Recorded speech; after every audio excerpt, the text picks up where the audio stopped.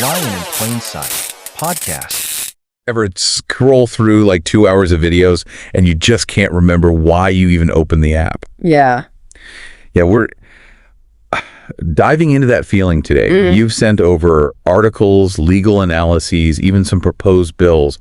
And it's clear you're wondering if social media is like the digital devil it's made out to be. Right. And what, if anything, can be done about it. Well, what's really interesting now is this isn't just a personal tech detox conversation anymore. Yeah. We're seeing governments worldwide stepping in, arguing that these companies aren't just platforms. Right. They're pushing products that are designed to be addictive. Okay. Especially to younger users. So addictive, like we need a warning label on Instagram. Yeah. Is that...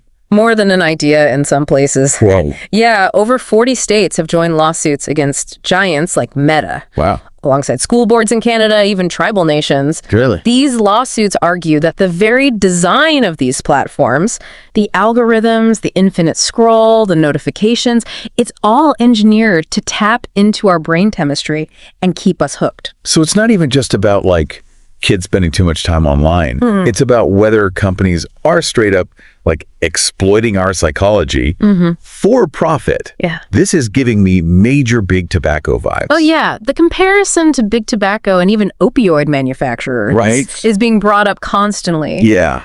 Just like those cases, these lawsuits claim companies knew or should known about the potential harms, but prioritized profit over user well-being. Right. And the potential harms are significant. Yeah. The Surgeon General has actually cited studies linking excessive social media use, particularly in developing brains, Oh, wow. to issues like depression, anxiety, even increased risk of self-harm. Okay, now that's scary. Yeah. But it also makes me wonder, like, can you really sue a company because you feel addicted to their app? Like, where do we even draw the line between, like, personal responsibility and corporate accountability? That's the key legal question here. Yeah. Proving direct harm in these cases is tricky. Right. If a faulty car part injures you, the cause and effect are clear. Yeah. But with social media, it's more about establishing a pattern of harmful behavior Right. linked to the platform's design. So it's not as simple as just like, TikTok made me anxious, pay up. Right. What kind of evidence are these lawsuits relying on to bridge that gap? Internal company documents are really crucial. Okay. Remember those Facebook whistleblower hearings a while back? Yeah. Similar things are happening now. Wow. If these companies knew their platforms were potentially harmful, especially to younger users, and didn't take steps, those internal memos and research findings could be really damaging. So they're kind of saying, like, you built the digital equivalent of a casino knowing that there were kids playing. Exactly. And that's a tough one to defend. Yeah, and that's where Section 230 comes in. It's a law that's usually tech companies' best friend in court. Right. That's the one that basically says that they're not responsible for what users post. Right. But how does that apply if we're talking about the design of the app itself, not just like the content? That's the million-dollar question, that judges are grappling with. Right. Usually, Section 230 protects platforms from liability for user-generated content. Right. But if these lawsuits can prove companies knowingly designed addictive features that caused harm, particularly to kids who might not fully grasp the risks, that protection might not hold up. Interesting. So what happens if these lawsuits are successful? Yeah. Are we talking massive fines?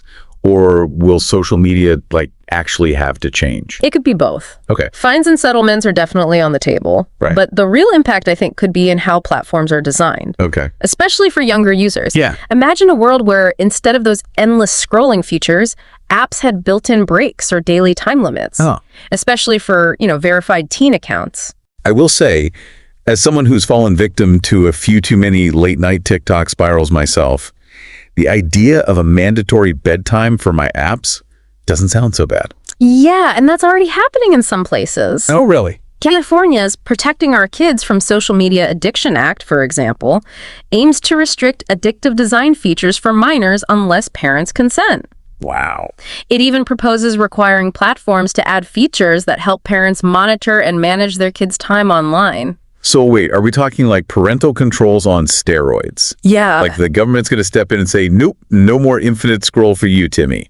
Not quite that extreme, Okay. but the spirit is similar. Okay. It's about recognizing that while these platforms offer benefits, they also come with risks. Right. especially for developing minds. Right. This act and others like it being considered are really trying to find a balance between allowing innovation and protecting vulnerable users. Yeah, this does feel like kind of a massive shift. Are there other examples of this kind of legislation gaining traction? Absolutely. The UK and the EU have been particularly active in this area. Okay.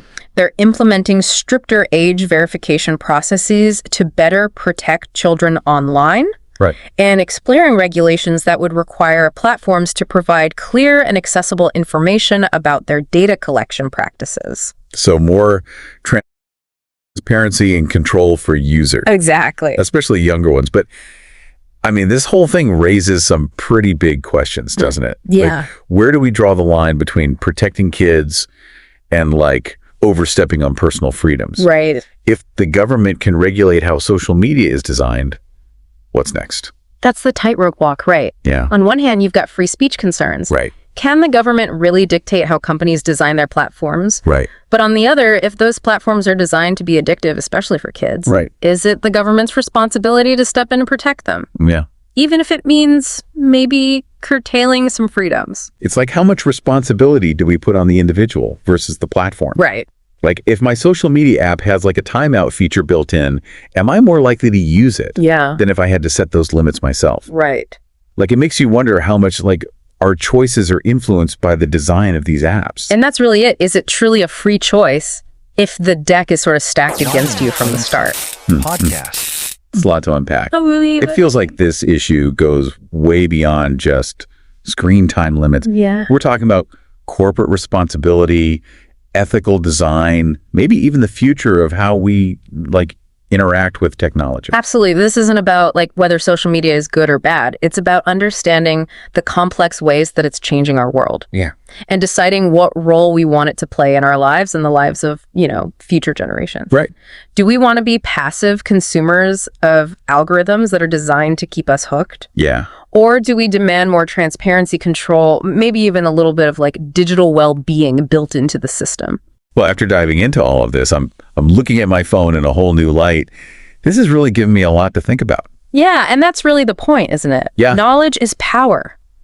The more we understand about the forces that are shaping our digital world, the better equipped we are to make informed choices for ourselves, for our kids, and maybe even for the future of the internet itself. You've definitely given me, and I'm sure all of our listeners, a lot to think about today. Thanks for taking us on this deep dive with us. Absolutely. Glad to be here. Podcast.